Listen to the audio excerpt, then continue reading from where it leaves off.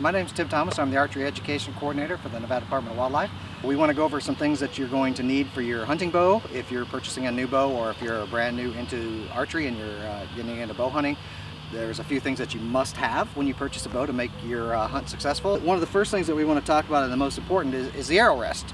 And that's what the arrow sets on during the shooting cycle to launch the arrow downrange at the target. This is a drop-away rest.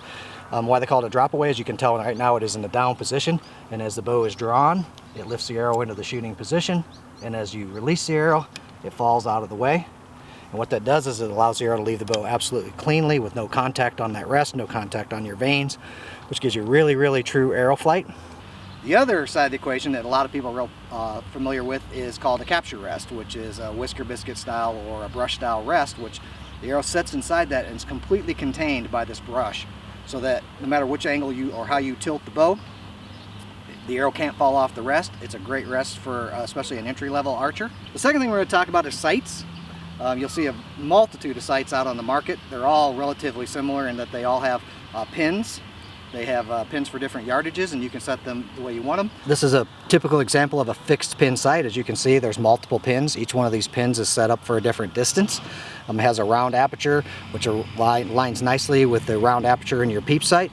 The other thing you can see that they have fiber optics that go through the pins around and are wrapped around the housing, which gives a lot of light into these in low light conditions. It makes the pins bright, and it makes them very easy to see during low light conditions. One of the other important things that you want to have on the sight is a level. What that does is keeps the bow square, because these pins are in a square line. If you tilt this way and start to aim out farther distance, you'll pull off to the left or the right. You know, the good durable material, bright pins, and a good level on a sight are must-haves. Peep Sight. You want to, for hunting situations, you're going to want a larger diameter hole through this Peep Sight. This is your Peep Sight. Basically, if you're a firearms guy, this is the rear sight on your firearm. So when you draw back, your eye is going to be looking through this hole. And what you're doing is you're lining the circle up with that Peep Sight, with the circle up on the sight, and putting that pin on your target. The other thing that people tend to overlook a little bit is a quiver. This particular arrow is a 3-arrow quiver. There's 3-arrow quivers, there's 5-arrow quivers, there's 6-arrow quivers. That's kind of a personal preference. This one in particular holds 3 arrows. It is a detachable. When we say meaning detachable, we can lift this arm, we can remove the quiver from the bow. Makes it convenient for transporting, and also in certain situations for hunting. The big things you want to remember here is good, solid, well protective hood, because when we pull these out, you can see there's blades in there that we're trying to protect not only ourselves but the bowstring from, and also the grippers that hold the arrow in place. There's lots of different diameter arrows out there, so whatever quiver you get, you want to make sure there's a really tight fit there to your arrow, that you almost have to pull fairly hard to get it out of the quiver, because what you don't want to do is walking through the brush, just knock this out, these razor blades fall out, hit your bowstring, hit your leg, something like that. The other style that's really popular in the world today is what they call a fixed quiver, which would be 2 pieces. This piece would be mounted here, the hood would be mounted here. Keeps the arrows in tight to the bow, but you can't remove it. And then the last one that there's always a lot of questions about is the stabilizer, and what does it do and why do I need it? This is a stabilizer. What a stabilizer does for your bow is when you get your bare bow and you start putting all these gadgets on there, your sight, your quiver, your rest, it tends to have that weight a little bit farther forward back, which tends to make the bow want to tilt a little bit when you shoot it.